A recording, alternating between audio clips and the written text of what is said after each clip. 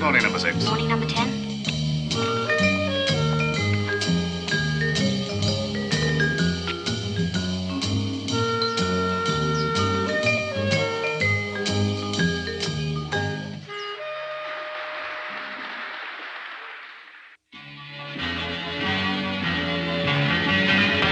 He's not the first, he's not the first, but he's the second best secret agent in the whole wide world. Not number one, but not the worst. He's just the second best secret agent in the whole wide world. He's every bit as good as what's his name, with a dame, any dame. And all those bullet holes are in his vest. To prove you work a little harder when you're second best, give him his due. He's number 2, right in there doing his act, despite the fact he shot clear through. Not the 10th, 9th, 8th, 7th, 6th, 5th, 4th, 3rd, or 1st, when the challenge is hurled. But the second best secret agent in the whole wide blooming world. Not the 10th, 9th, 8th, 7th, 6th, 5th, 4th, 3rd, or 1st, when the challenge is hurled. But the second best secret agent in the whole wide blooming world.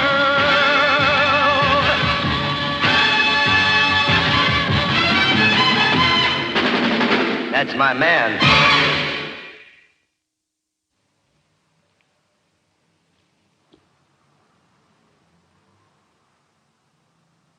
Comrade Technikov, Professor August Jakobson was murdered.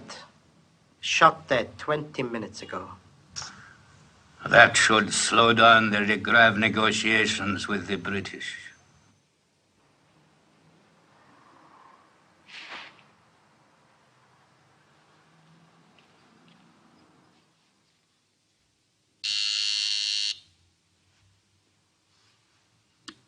Mr. Pickering to see you, sir.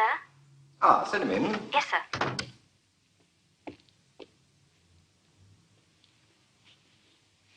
You know why I'm here? Regrave, I assume. I want our new visitor protected.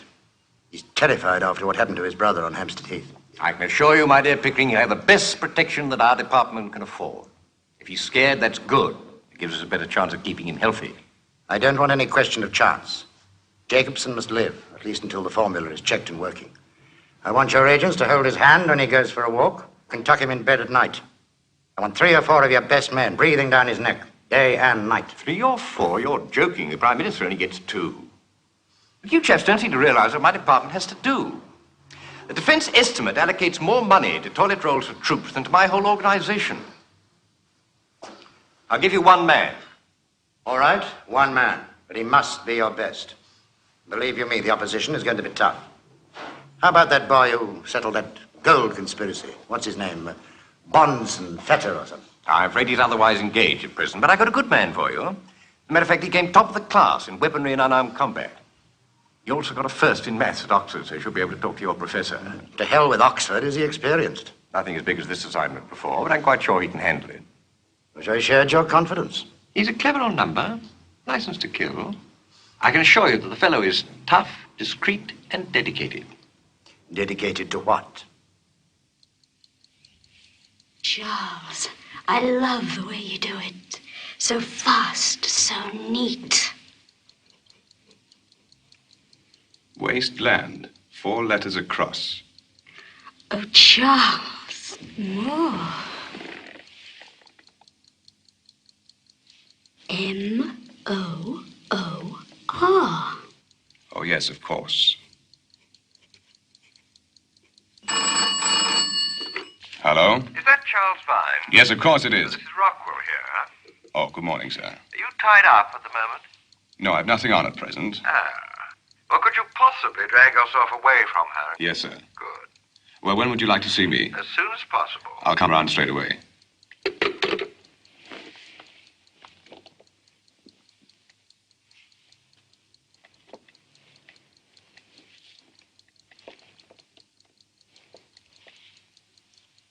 Charles? It's not just physical with us, is it? No, of course it's not. Whatever gave you that idea? Good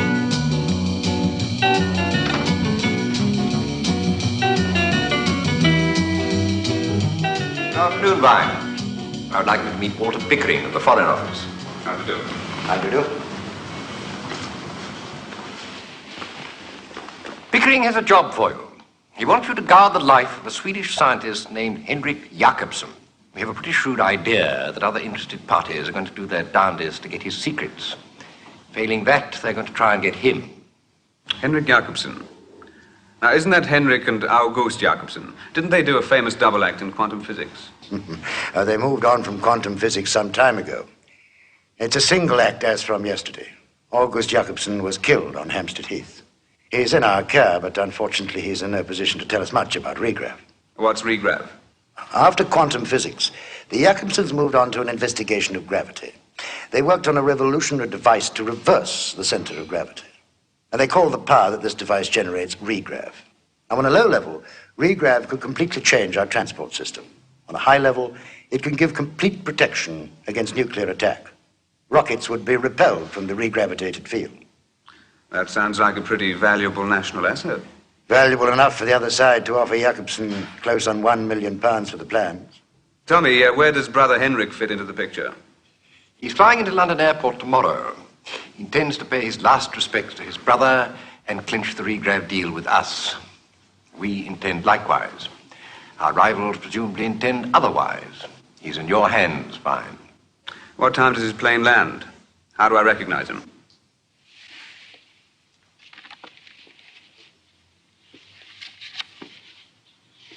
There's your man. Well, I couldn't mistake him. Who's she? That's Julia Lindbergh, research assistant to Professor Jakobsen.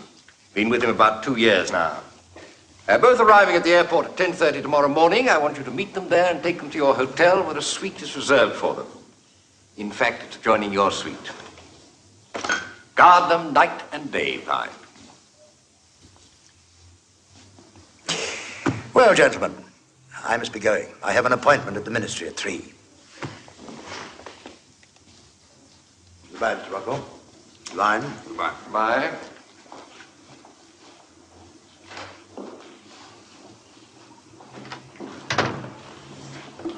Well, I'd better be off too, sir. Before you go, Vine, take off your coat.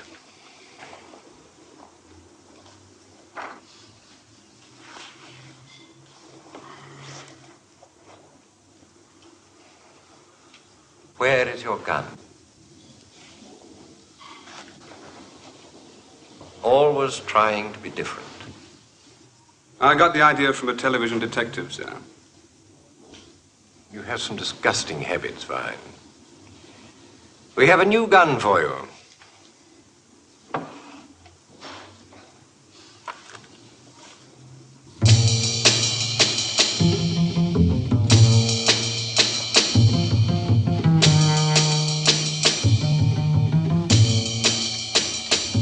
Are you joking, sir? No, I'm not. My department apparently went to great pains to perfect that novelty. It's a single shot kills at 10 yards. Use the one shot wisely.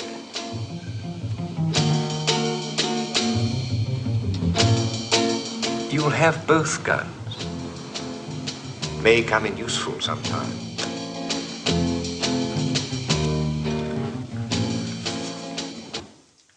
Gentlemen, thank you for attending at such short notice.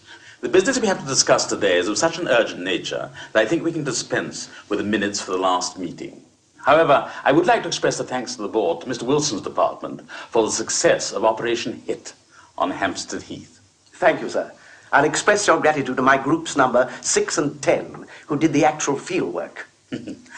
Our meeting today is concerned with related business.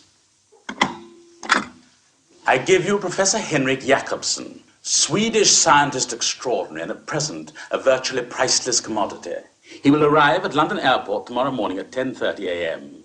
and will stay in London for 1 week. We want him as soon as possible. Are there any questions at this stage? What sort of opposition can we expect? I was just coming to that, Roger. Gentlemen, Charles Vine. What's Vine's background? I'm afraid we don't know very much about him, but I think we can assume that he's capable, or otherwise he would not be employed in a mission of such importance. Now, gentlemen, you will kindly turn to page 5 in the prospectus in front of you. You will see that I have prepared a plan to capture this priceless professor.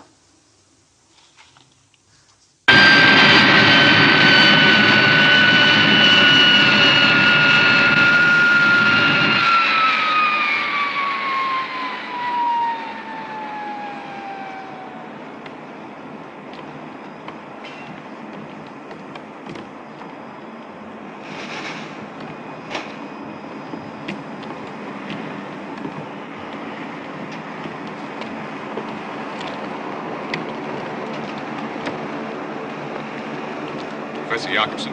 Oh, yes. You must be Mr. Vine, the gentleman who's going to look after us. That's right. Well, I'm delighted to meet you. How do you do? Allow me. Oh, thank you. At a time like this, I feel I have to overcome gravity before gravity overcomes me.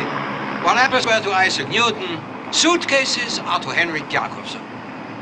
Ah, this is my assistant, Miss Lindbergh. Miss Lindbergh, it'll be a pleasure having you. Having me where, Mr. Vine?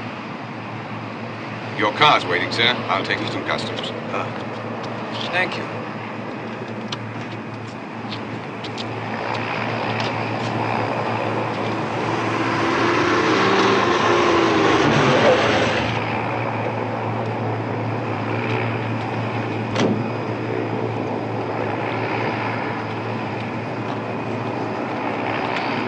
Mr. Vine? That's right. We have reliable information that an ambush has been prepared for you along the road.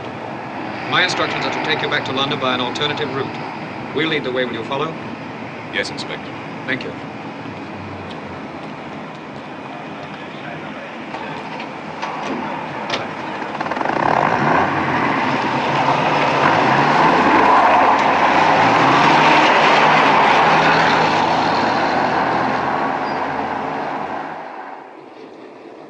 And so you see, Mr. Vine, the really crucial part of our work was discovering the frequency of gravitational waves.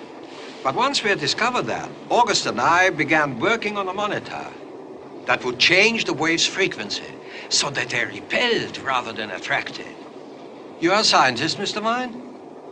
Yes, in a way. In which field? I studied mathematics. Why? I'm sorry, I assumed it was physiology. You seem to have an obsessive interest in anatomy. I am interested in certain areas of the subject.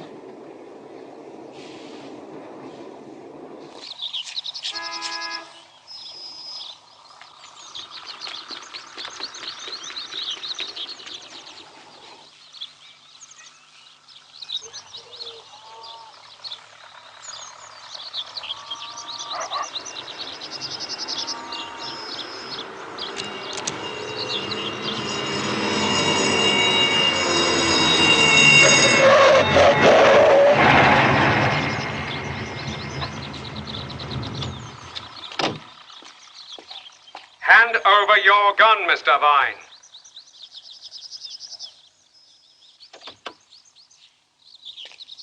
keep your hands where we can see them.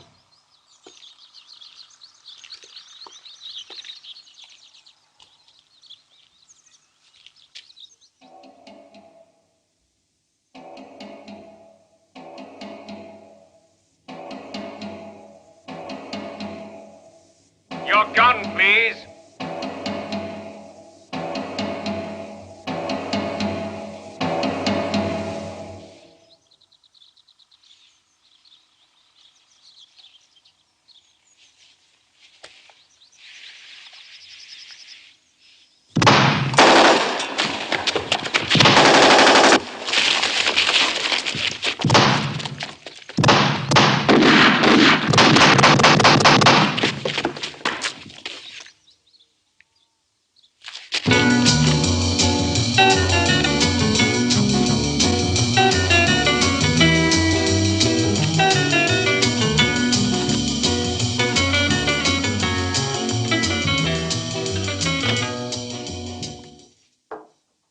Good morning, Wilson. Morning, sir. Sorry to keep you waiting. I had to sort out some pensions for the widows of our unfortunate employees. That was a bad business on the London road, sir, wasn't it? I'm afraid Charles Vine proved too much of a match for our boys. We mustn't lose heart, Wilson. Better luck next time. But I do think it's going to be rather dicey taking the professor prisoner. How long have we got? Well, we know that Jakobsen will be waiting 3 days until the final results on regrav. My new direction is to go for a direct kill. I want you to be the field commander of the new operation. We can't afford any more bungling. You can depend on me, sir. Is that all? I think so. Good morning, Wilson. Good morning, sir. And Wilson. Yes, sir? Never say die, There are problems, comrades. There are problems. Is that an admission of defeat? I am only trying to be realistic. Perhaps that might be a matter of opinion. I must inform you, Comrade Technikov, that the Premier is displeased with the progress of this affair. Comrades, it takes time. Negotiating the regrav blueprint needs tact and delicacy. The Premier doesn't see things that way. The Premier does not have to handle the situation. Why haven't you made a direct approach to Jakobsen now that he's in London? Did they tell you nothing of the situation over here? No. Well, then I think it's time that you two comrades made the acquaintance of a few facts. Jakobsen is the prisoner of the British Secret Service. Not only have they a jailer who guards him day and night, but with typical bourgeois cynicism, they even make attempts on his life. They are trying to convince him that they are protecting him against us. These British are absolutely ruthless. They kill many of their own men to strike fear into Jakobsen. Fantastic. Such efficiency. Now, Jakobsen's jailer is Charles Vine. Your department has details on him, I think. Now, my plan needs 2 specialists, a gynecologist for the operation and a Siamese for Vine. They'll be in London tomorrow. Excellent. Comrade Technikov, you will have to bear the consequences of failure.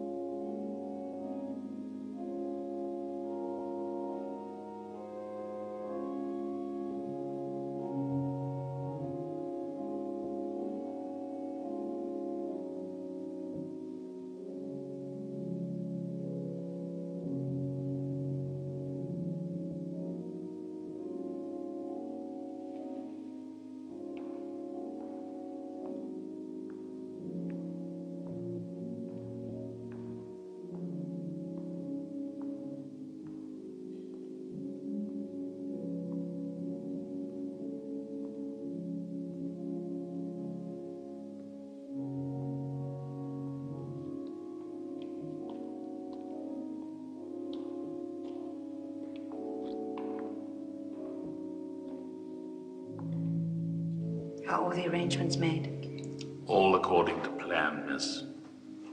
Leave everything to me.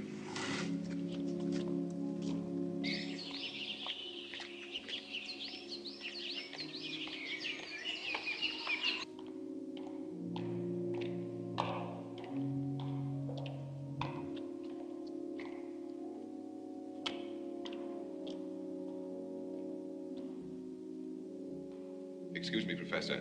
We have some late mourners.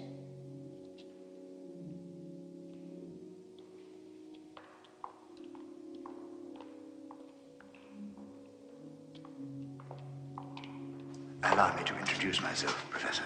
My name is Pickering. This is Maltby. We are here on behalf of the British government. I'm honored, gentlemen. On behalf of my dead brother. I'm sure August will be delighted to know that the British government is taking such an interest in his funeral. We wondered if we could get down to the question of discussing regrav with you. Perhaps you could talk more comfortably outside. Oh, yes, of course, outside. Shall we, Professor?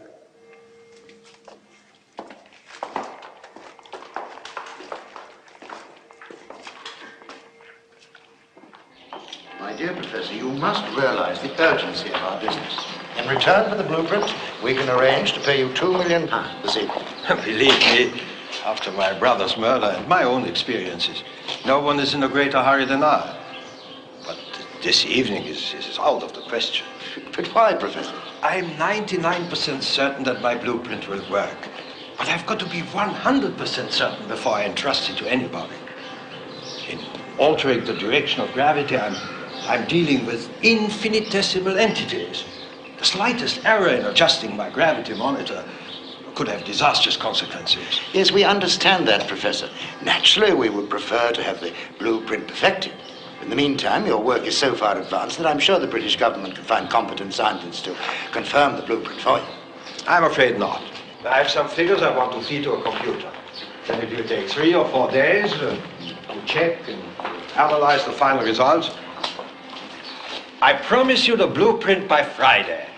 I don't want to be an alarmist, Professor, but just supposing that our enemies really succeed in their attempt on your life. Now, what happens to all your work then? 20 years of work for nothing. Not at all. If anything should happen to me, I made arrangements with my bank in Switzerland to have a file of information sent to Julia. Oh, Miss Lindbergh, my assistant. We have trained her well. She will be able to help you. With all due deference to the competence of Miss Lindbergh, if she can work from your notes, then why can't our British scientists do the same? I'm afraid you won't shift him, gentlemen. Henrik's as stubborn as a mule as far as his work is concerned. If you knew him as I do, you would realize all you can do is to wait and be patient. Now, if you will excuse me, I'd like to spend a little time that's left with my brother.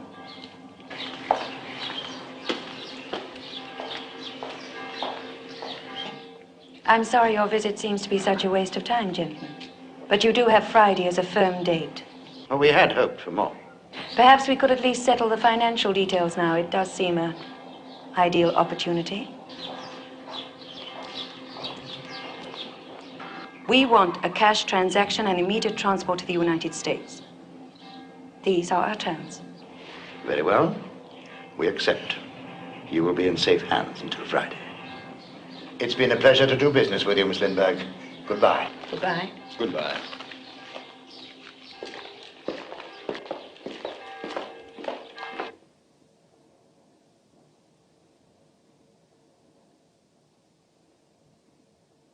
Oh. Never mind, Dmitri. Just a little while longer and we'll all have a place in the sun.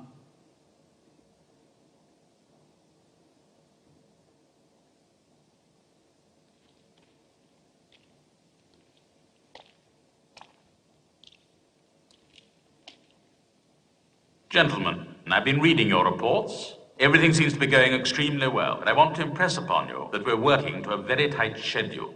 So I thought it'd be a good idea to have this little get-together to straighten out any difficulties that remain. I understand that Miss Lindbergh has outlined the terms. £2 million in American dollars and transport to a place of refuge in the United States. Yes, I have explained to the Home Secretary that Miss Lindbergh's terms on behalf of the Professor were most emphatic about having no banking transactions, for obvious reasons. The Home Secretary has agreed to cash. Any other troubles, Walter? No, I don't think so. Thanks to the good work of your men, the British government is fully convinced that Technikov and Co. are determined to get Jakobsen. You've made them realize the urgency. They're positively eager to fork out the cash. Splendid.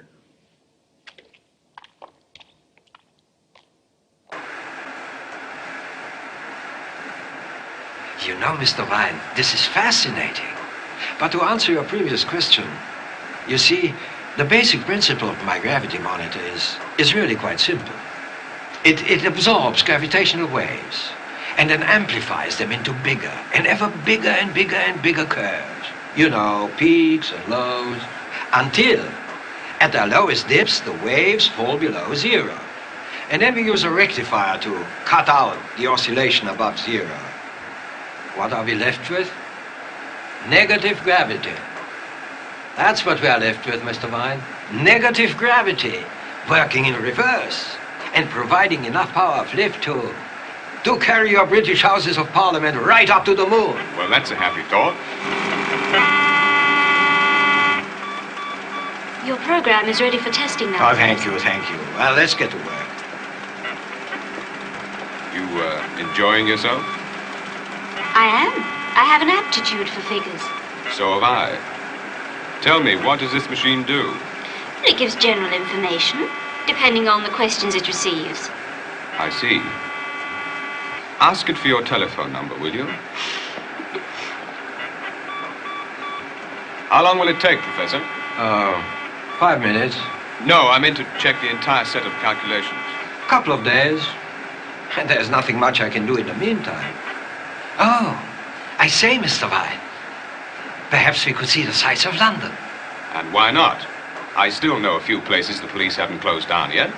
You mean we can still see Buckingham Palace and the Column of Nelson?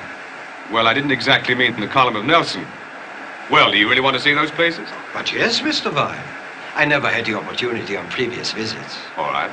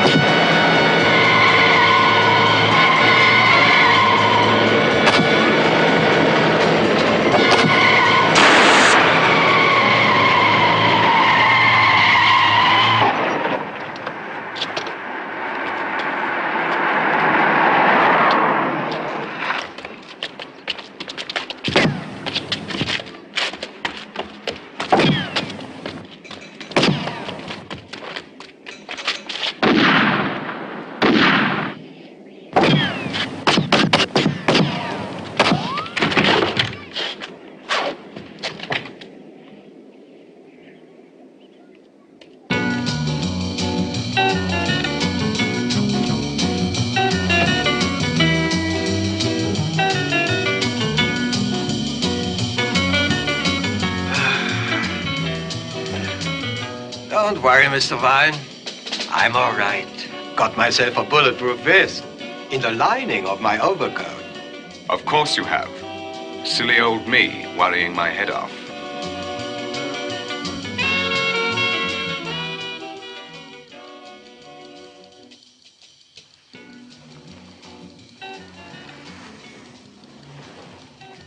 Wait, what's your name? Charles Vine. It's funny, I met someone like you in Florida. Oh, really? Who was he? James something. Oh, what did he do? Told me he was a vacuum cleaner salesman. Now, isn't that a coincidence? So am I. Come in.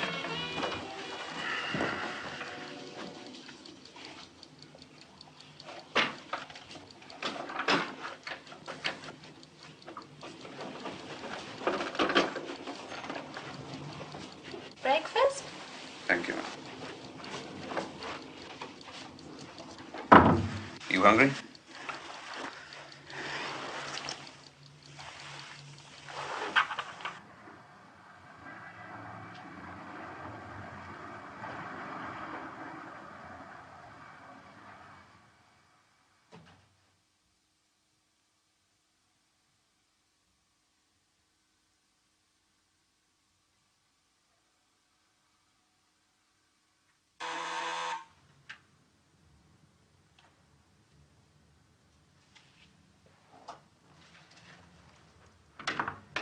Oh, Mr. Vine. Come in, come in. Good morning, Professor. Sit down. Thank you.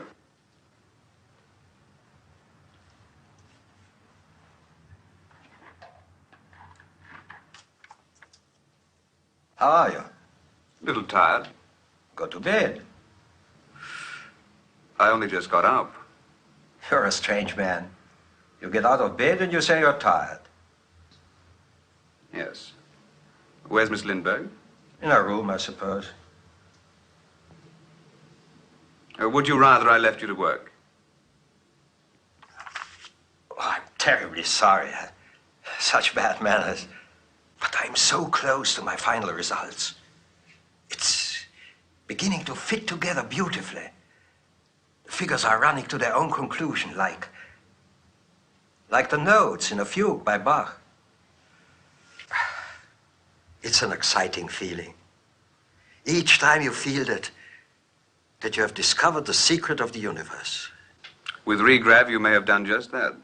Regrav? Yes. Yes, I suppose it could change mankind a great deal. But for me, the excitement is almost over. You see, this is the part I really enjoy. The pattern of numbers in the mind. A dream to feast the imagination on before the practical man reduces it to reality. Why did you give up mathematics? Why do you ask me that? Well, present life is certainly eventful. But what satisfaction can it give you compared with the kind of thrill I'm talking about? The thrill of discovering new worlds in the mind. The beauty of the language of mathematical symbols. The naked simplicity of figures. I still appreciate figures. Oh, you are always joking, Mr. Vine. Yes, I am. Well, I'll tell you why I gave up mathematics. It was beautiful having figures in my head, but the figures in my bank account remained unimpressive. And for me, those are the figures that really count. You surprise me, Mr. Vine. Do I? It's a basic question of economics. I like comfort, good living. In our kind of society, I can't afford to be a thinker. That sounds very bitter, Mr. Vine. Professor, you're a rare kind of thinker. One of the lucky ones who's hit the jackpot. Now, you can't tell me that the thought of £2 million in your pocket doesn't excite you. Well, I must admit, it's a great comfort to me. I am very pleased that you were able to visit me. It's been very nice to see you again after so many years. Well, my dear Eric, thank you very much. Thank you. It's been extremely interesting. It's been very nice to have you. Thank you so Yes, much. Thank you. And I hope to see you soon again. Yes. Goodbye. Goodbye. Goodbye, Doctor. Goodbye.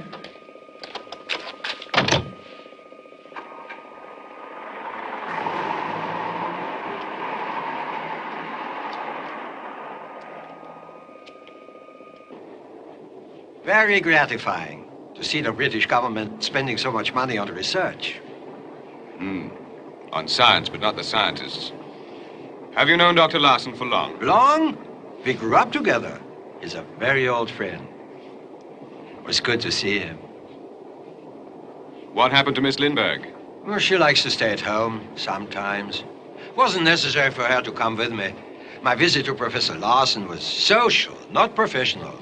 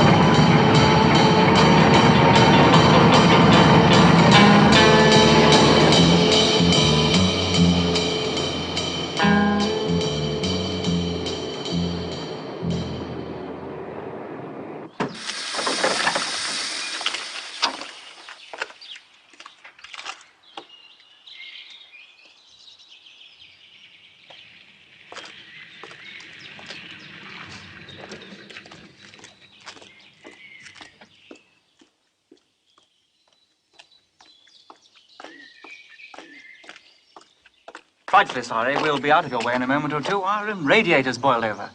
Oh, bad luck. Get out.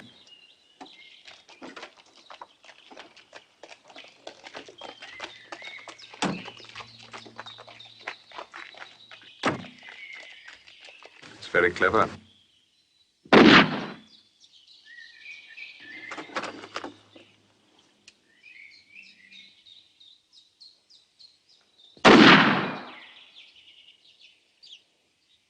Put the body in the car and take it off the road. Take them into the woods and kill them.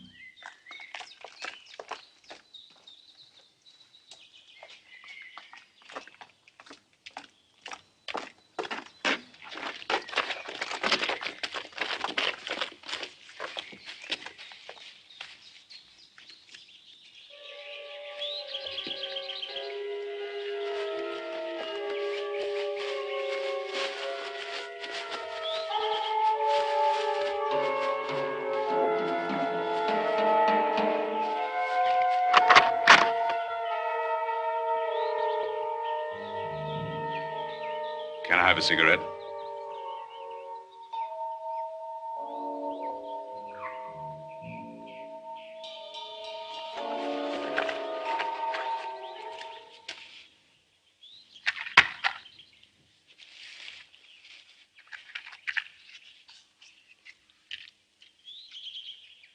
I don't smoke.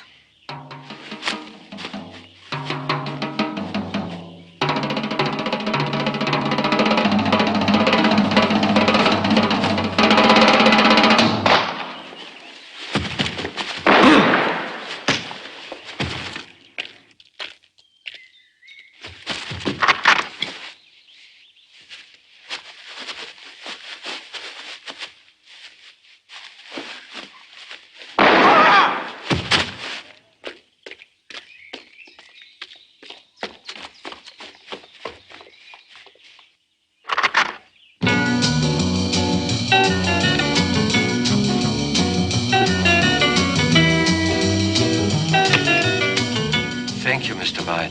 You saved my life. All right. Now, Professor, get down on the ground and stay still. Get down.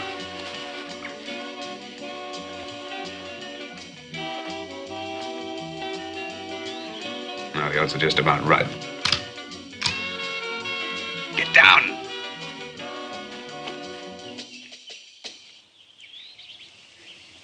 Spread out and be careful.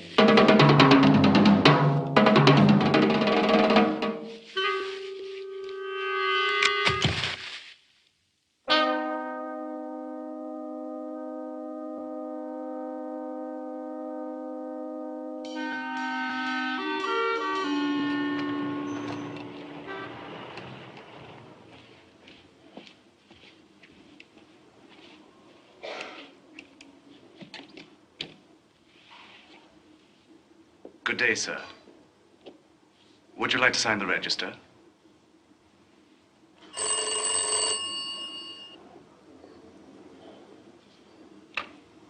Reception.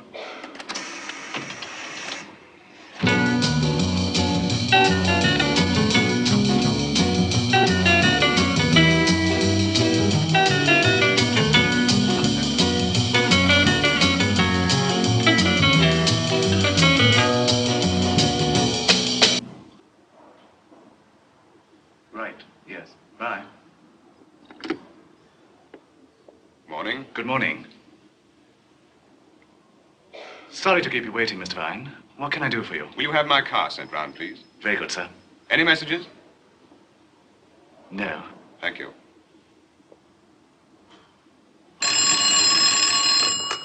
Nun, da, Technikov. Шофировщик? Шлышки. О, я включаю. Да, спою. А, тошечки. Да, очень оно. Чайки, я ешки. Шоти.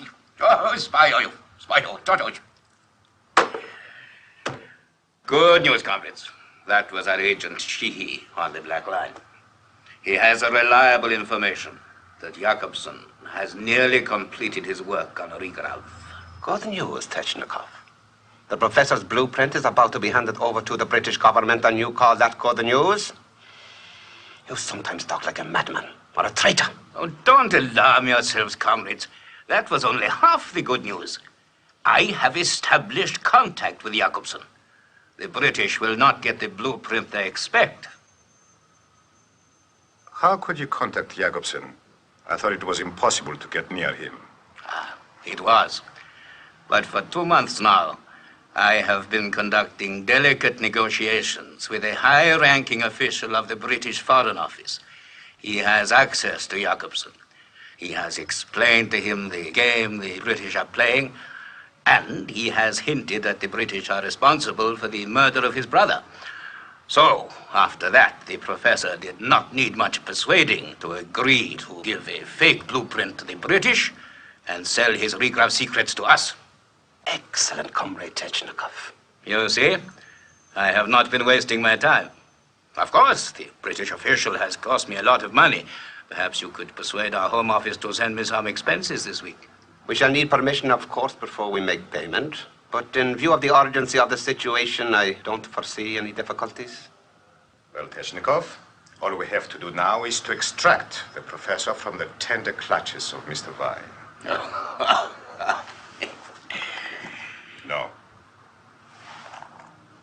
Thank you.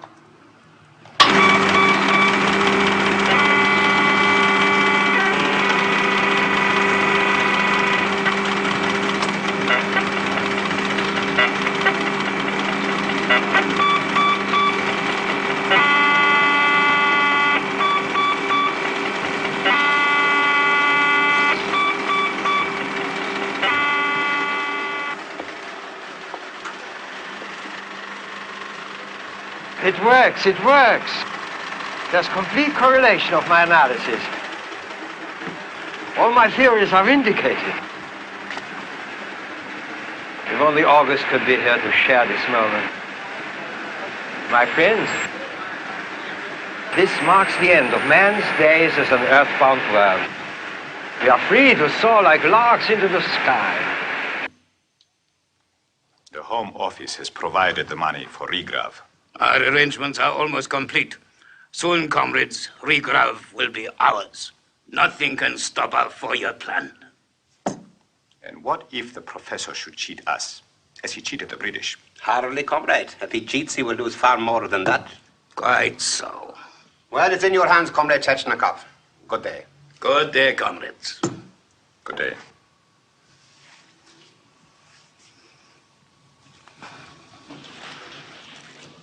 Comrade Technikov, don't get any ideas about setting yourself up as a capitalist.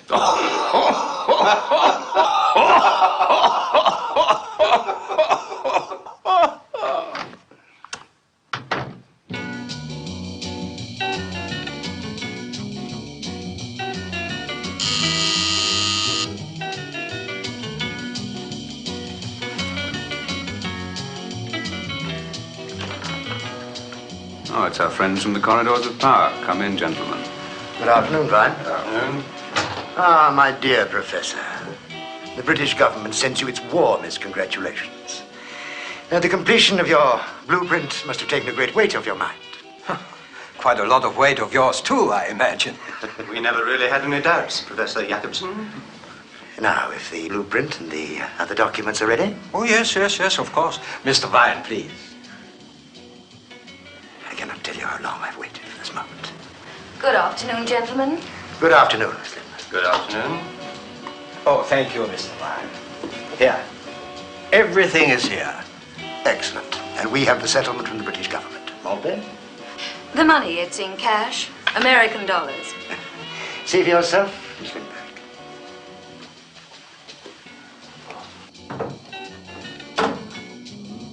Well, I shan't bother to count it.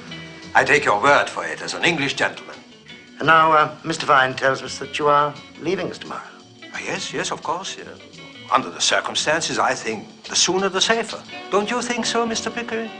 Well, before you go, perhaps a little festivity might be in order to celebrate your success. You best ask Mr. Vine. He's my watchdog. Maltby and I were thinking of going down to my house in Surrey. I can give you my assurance that your personal safety and that of Miss Lindbergh will be taken carefully into consideration. Now, what can I say? That's an attractive idea. What do you say, Mr. Vine? It's an attractive idea, Professor. Good, then. You'll come. Shall we say 7 o'clock? Goodbye, Miss Lindbergh. Goodbye. Goodbye, Professor. Goodbye.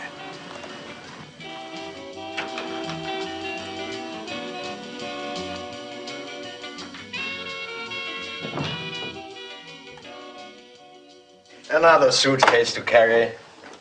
Look at it. Hard to believe. £2 million. That's 5,600,000 American dollars. You should have stuck to science, Mr. Vine. By the way, how do you intend getting us and our ill-gotten gains to safety tomorrow? We leave at 9:30 precisely for London Airport with a convoy of 4 cars containing armed guards. You mean you're going to make a formal procession of this, Mr. Vine? I mean, isn't that going to attract some undesirable attention? I hope so, Miss Lindbergh. I hope so. Now, just let me explain. Now, soon after we set out, we enter an underpass. Now, inside this underpass, our place in the convoy is going to be taken by an identical car containing 3 people dressed like us. What happens to us? Well, we change cars and wait in the underpass until the convoy has got underway. Then we turn round and make for London docks. With only you to protect us, Mr. Vine? What exactly do you mean by only me? No, Miss Lindbergh, as a matter of fact, we pick up a replacement armed escort near the underpass. Then we'll amble down to the docks and see you safely on board a small cargo ship, the SS Durham. Is the ship safe? Professor, it's been 20 years at sea.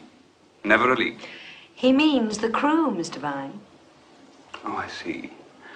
Well, the captain is one of our most trusted men, and the crew won't even know who you are, so there's no need to worry. By the way, I wouldn't leave that lying around if I were you. It's a considerable temptation.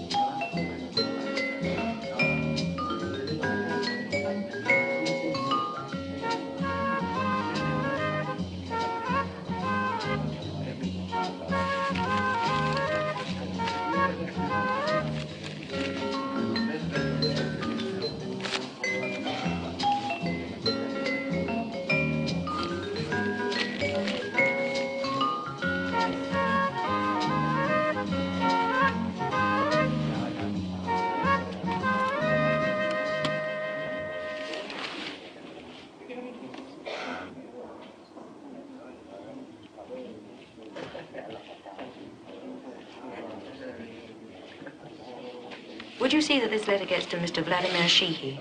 Certainly, madam. It's private. Very private. Thank you very much, madam.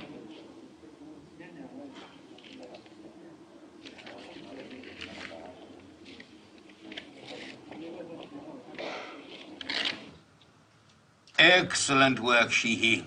Excellent work. I don't know how you got this information, but it could be invaluable if Plan Volgograd runs into any hitches. It gives us a chance to rescue Jakobson as Vine takes him to the docks. Any hero of the Order of Excellence could have done as much. You would expect an agent of my experience to find access to such things? Quite so, comrade. So the old underpass trick. The British Secret Service must be running out of ideas. Do they think they can frighten us with an armed convoy? The armed convoy certainly frightens me, Comrade Technikov. Too much like a battle if we attack. Too much like a war if our attack succeeds. Ow! Can't you see the political repercussions could be highly dangerous? It need never come to that. My plan Volgograd will whisk Jakobson from under the British noses. There need be no international incident. Only one man will die, Charles Vine. We trust your plan works. Are arrangements for the execution complete? They are. My British contact has arranged the celebration at his house in Surrey tonight. Vine and Jakobson will be there. Our first specialist, Sheehy here, is guaranteed entry to the house during the party. He will kill Vine according to plan. You are clear about the details, comrade? Yes, it will be easy. Good. As soon as you have dispatched Vine, then the way will be clear for our second specialist to take over operations. I think it is time we had him in. Most certainly. Send in Krupkin.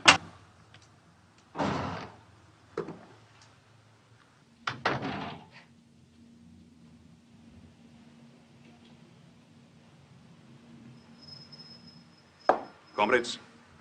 A very good Siamese. The perfect twin for the job. Our plastic surgeons get better and better. Easy, Major. Do you know what you have to do this evening? Yes, comrades, I do. I approach the house in Surrey and wait for a signal from Comrade Sheehy. This signal will be given from the window of Vine's bedroom, the second from the left on the second floor. Then I will ascend to this bedroom, put on the clothes of the dead man, and rejoin the party on his behalf. Comrades, from 11 p.m. tonight, Professor Jakobson will be in the care of a new Charles Vine, our personal representative. He will bring the professor and Miss Lindbergh directly here. Major Krupkin.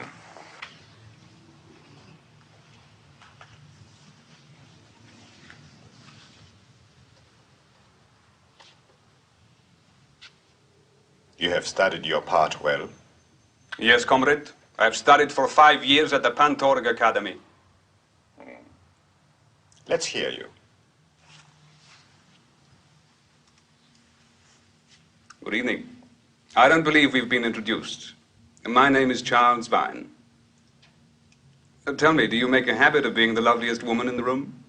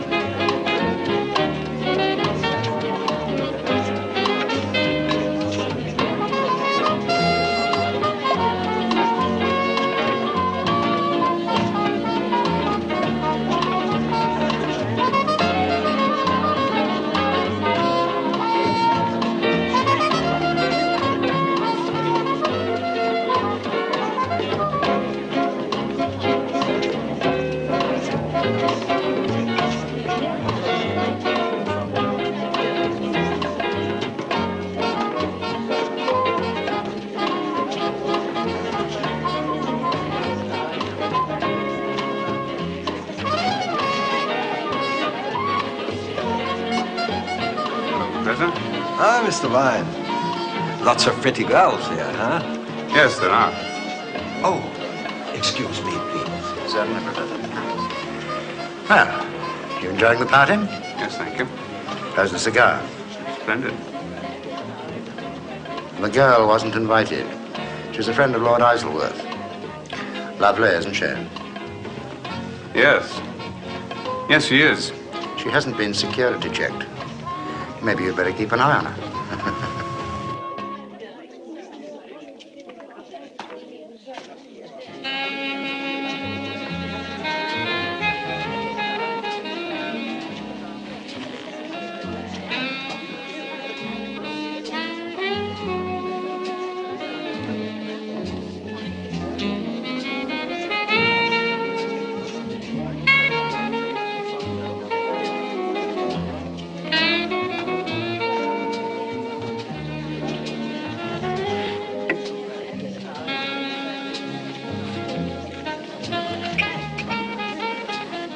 Wait a minute.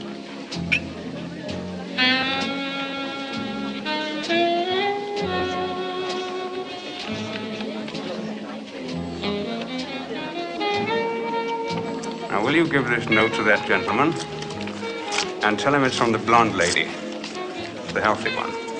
Well, I don't know about that, sir. Oh, I think you do.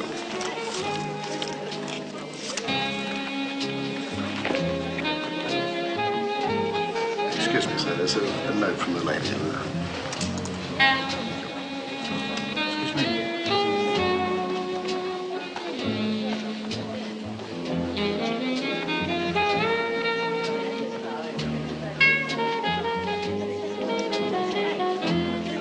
Good evening.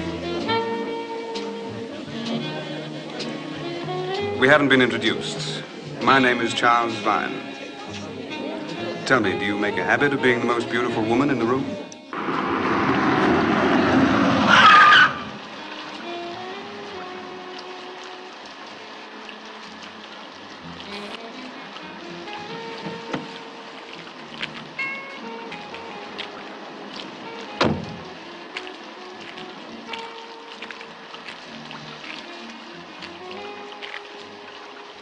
May I have another drink, please?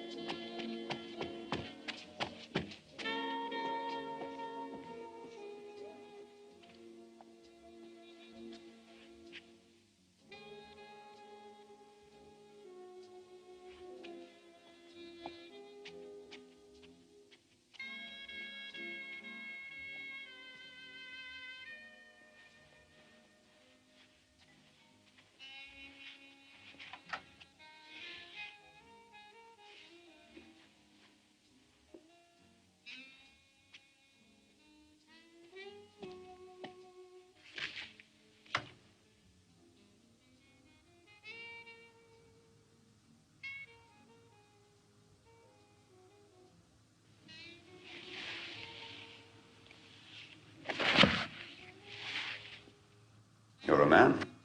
Yes, Mr. Vine. 3 more minutes and this could have been very embarrassing for both of us. I knew you looked familiar. You're the strange little man from the hotel lobby, aren't you? Mr. Sheehy. Right again. It's very appropriate. Tell me, the female voice? They train us well. Now it is time to die, Mr. Vine. I don't think so.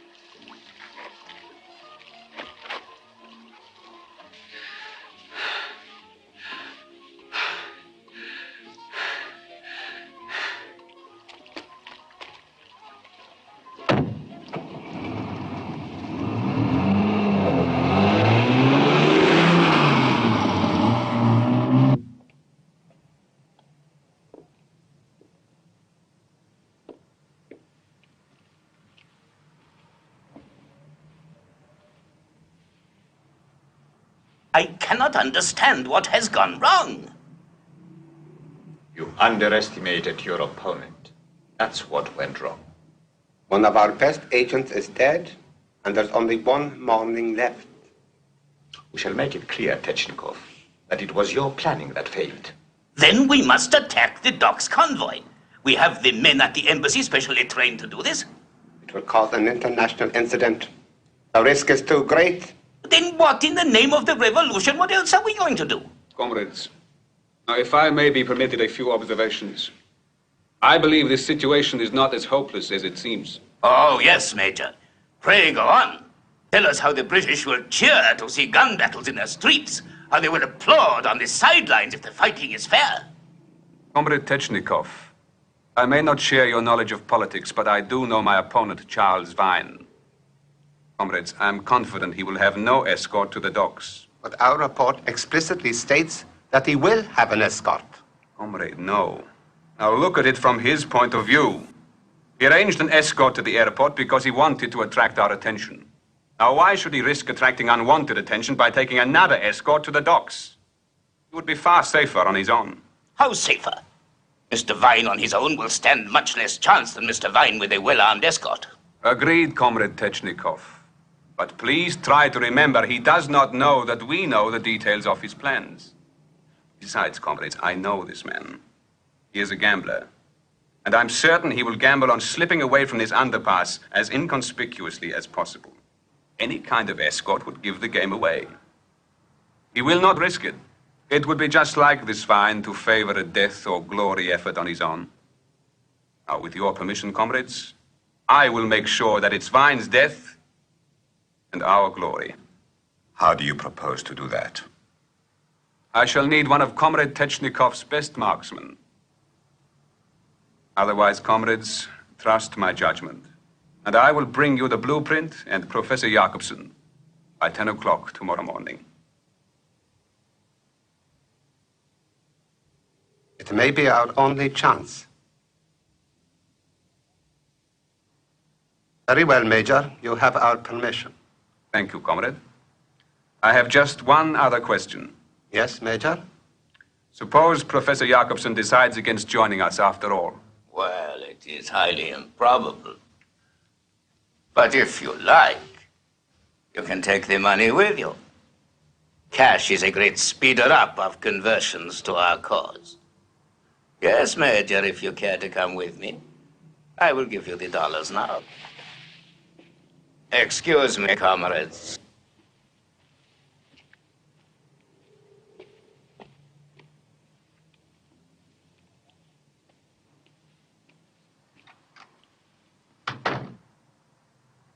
Are you satisfied with Krupkin's plan?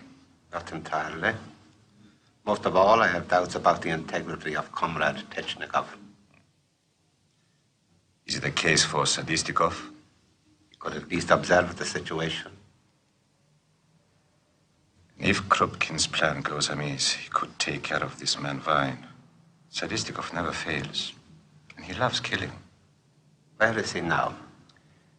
He has taken a small job of his own choosing while he keeps an eye on the TSR-2. What sort of a job has he taken? Supervisor in a slaughterhouse. He loves killing.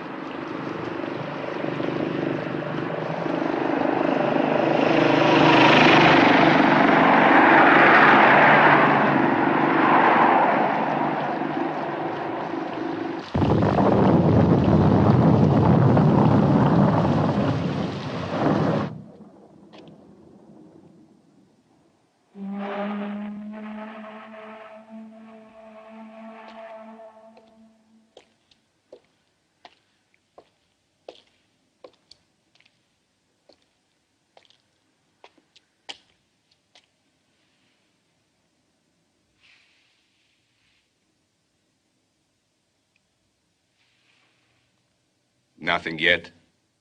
Possibly Vine's plan was a phony. The ship could be a decoy.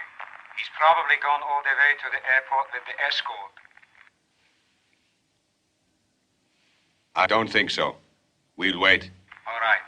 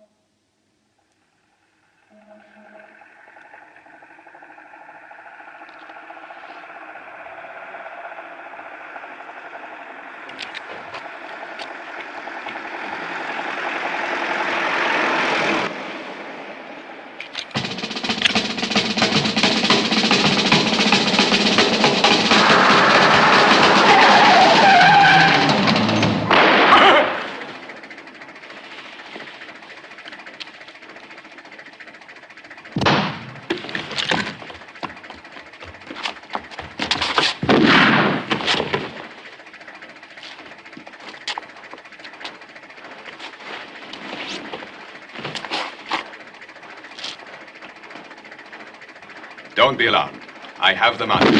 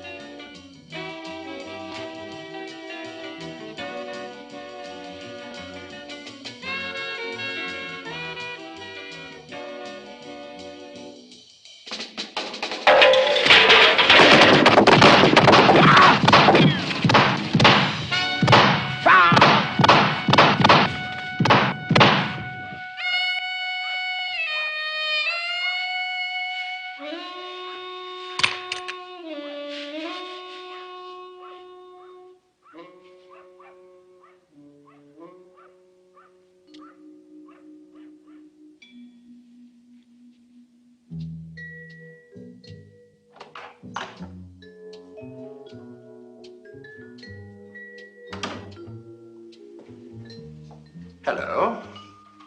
Feeling better?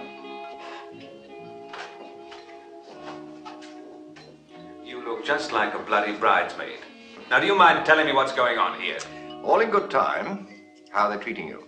Oh, very well. Apart from those two fellows who've been staring at me for the past hour. I mean, is there any particular reason? Maybe. We'll see. Thank you.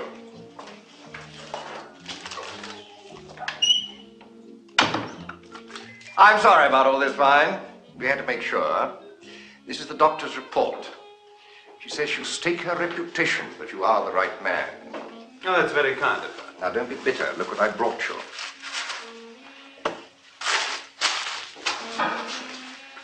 Tell me, how much do you remember of the scene of the carnage? Quite a lot. Good. When we arrived there, we found two Charles Vines, one of them dead. We weren't sure which one we'd got, hence the precautionary measures. Now I understand. I thought they were going to pinch me for knocking down that helicopter. Oh, by the way, sir, it was fantastic shooting. Yes, quite good. Do you know who was in that helicopter? No. Go on, surprise me. August Jacobson, the dead man from Hampstead Heath. I should say the man we presumed was dead. I am surprised.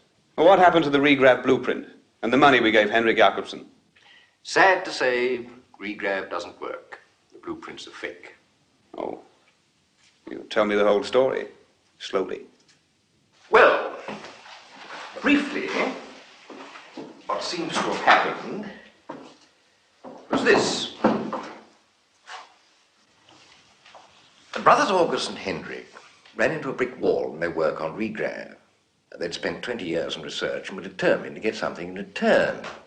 August seems to have had the business sense to realize that good advertising sells a poor product.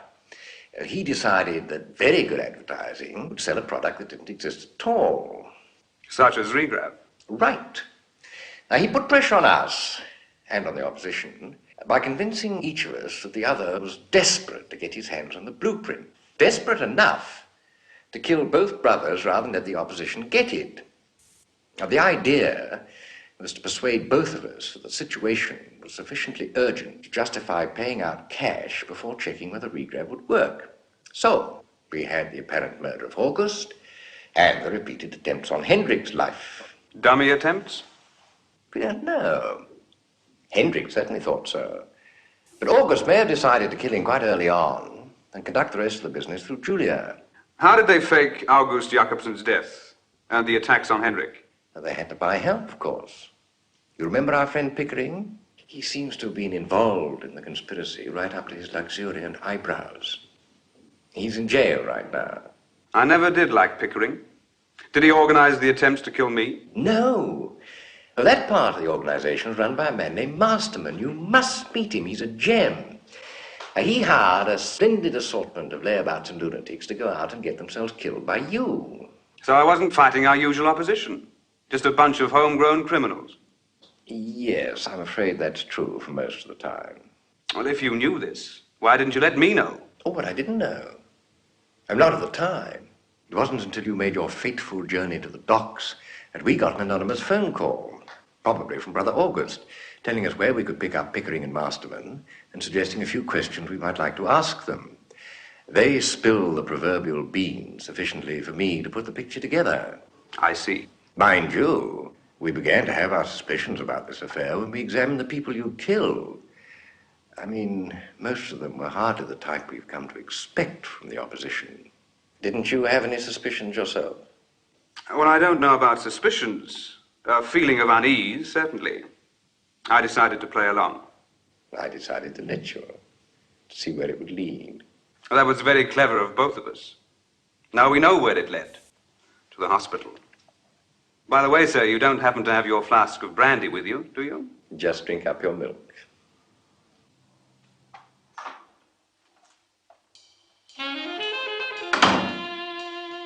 Time for your sleeping pill, Mr. Vine. Look after yourself, Vine. Get him on his feet soon. I have work for you.